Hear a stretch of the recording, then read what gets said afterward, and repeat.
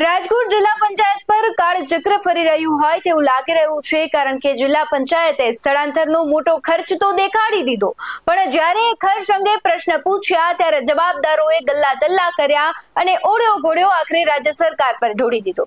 પણ પાછું બુદ્ધિનું દેવાળું એટલી હદે ફૂક્યું કે પોતે ખર્ચ કર્યો હોવાનું સ્વીકાર્યું, અને બીજી બાજુ સાધનો એક્સપાયરી ડેટ વાળા અને ગંદકી ચારેકોર જિલ્લા પંચાયતમાં જોવા મળી રહી છે। તો સીધો સવાલ એ જ છે કે તમે સફાઈ અને રિપેરિંગનો જે ખર્ચ કર્યો છે તે ક્યાં કર્યો?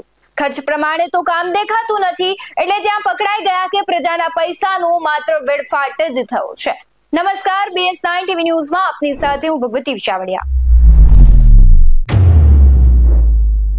રાજકોટ જિલ્લા પંચાયતે બિલ્ડિંગના સ્થળાંતરને લઈને મસમોટો ખર્ચો દર્શાવ્યો, પરંતુ જિલ્લા પંચાયતની હાલત એવી ને એવી જ દેખાઈ રહી છે। જે જિલ્લા પંચાયત ચોકથી જૂની કોર્ટ બિલ્ડિંગ ખાતે સ્થળાંતર કરવામાં આવ્યું છે, આ સ્થળાંતરમાં 75 લાખ જેટલી મોટી રકમનો ખર્ચો દર્શાવવામાં આવ્યો છે, જેને લઈને વિરોધ પક્ષના નેતા મનસુખ સાકરિયા દ્વારા આખા ભ્રષ્ટાચારના આક્ષેપો કરવામાં આવ્યા હતા। ત્યારે વિરોધ પક્ષ નેતા મનસુખ સાકરિયા દ્વારા કૌભાંડના આક્ષેપો કર્યા। ત્યારબાદ પ્રવીણાબેન રંગાણી, જે જિલ્લા પંચાયતના પ્રમુખ છે અને જિલ્લા પંચાયત કારોબારી ચેરમેન PG કિયાળા દ્વારા ઉડાવ જવાબ આપવામાં આવ્યો, અને એવું પણ કહેવામાં આવ્યું કે રાજ્ય સરકાર દ્વારા મોડી ગ્રાન્ટ આપવામાં આવે છે, જેના કારણે અમારે બજાર કિંમત કરતા ઊંચો ભાવ આપવો પડે છે।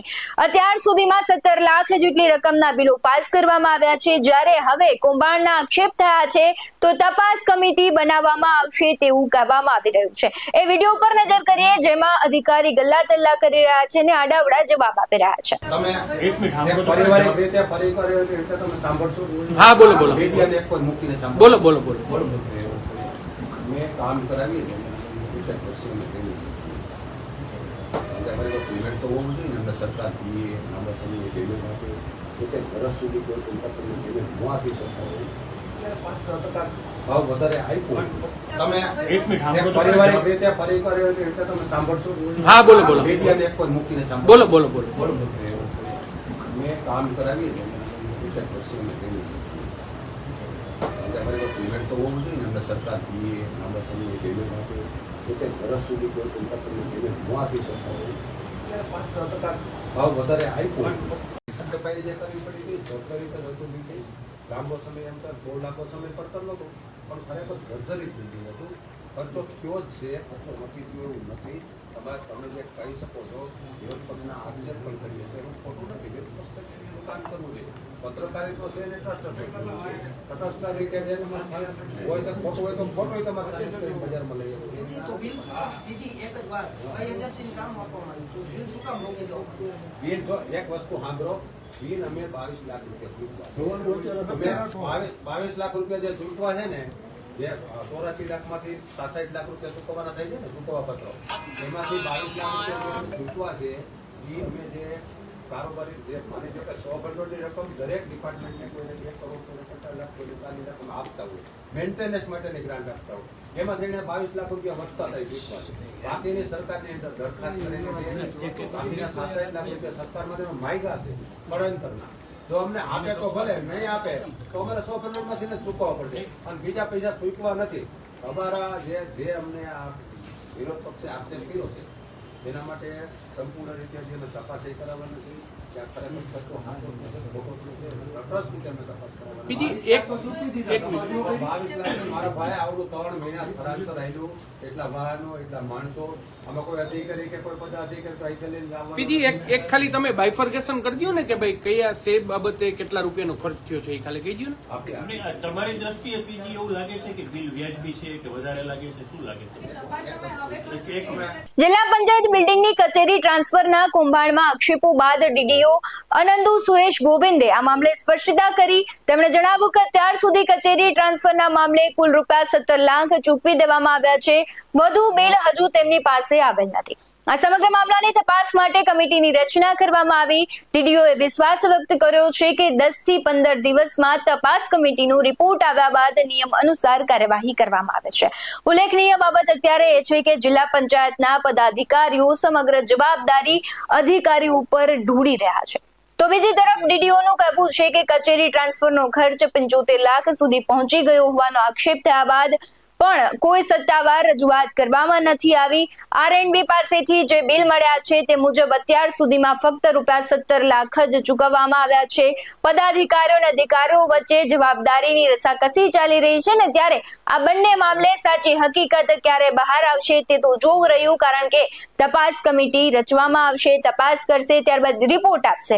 અને આ બધાની વચ્ચે હદ તો ત્યાં થાય કે જિલ્લા પંચાયતનું સ્થળાંતર જૂની કોર્ટ બિલ્ડિંગ ખાતે કરવામાં તો આવ્યું, ત્યાં ફાયર સેફટીનો મોટો અભાવ જોવા મળ્યો છે. જિલ્લા પંચાયતના ફાયર સેફટીના સાધનો એક્સપાયર થઈ ચૂક્યા છે, જ્યારે વાતને લઈને અધિકારીઓ હજુ નિંદ્રામાં છે. જો જિલ્લા પંચાયત બિલ્ડિંગમાં આગ લાગે તો આ એક્સપાયર થયેલ સાધનો એક પણ રીતે એવા નથી લાગી રહ્યા કે આગ બુઝાવી શકે.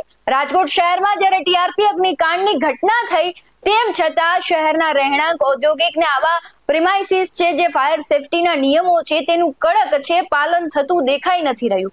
અને આમ જો એનું પાલન છે ક્યાંક અમુક જગ્યાએ થઈ રહ્યું છે તો એ ખાનગી જે ક્ષેત્રો છે, ખાનગી જે બિલ્ડિંગો છે ત્યાં દેખાઈ રહ્યું છે, પરંતુ તંત્ર ક્યાંક સરકારી બિલ્ડિંગોમાં તપાસ કરતા ભૂલી જતું હોય તેવી પરિસ્થિતિનું નિર્માણ થવા પામ્યું છે.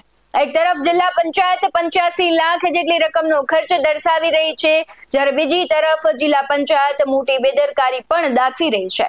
જિલ્લા પંચાયતના કર્મચારીઓ રામ ભરોસે, કેમ કે અહીંયા ફાયર સેફટીનો મોટો અભાવ જોવા મળ્યો છે.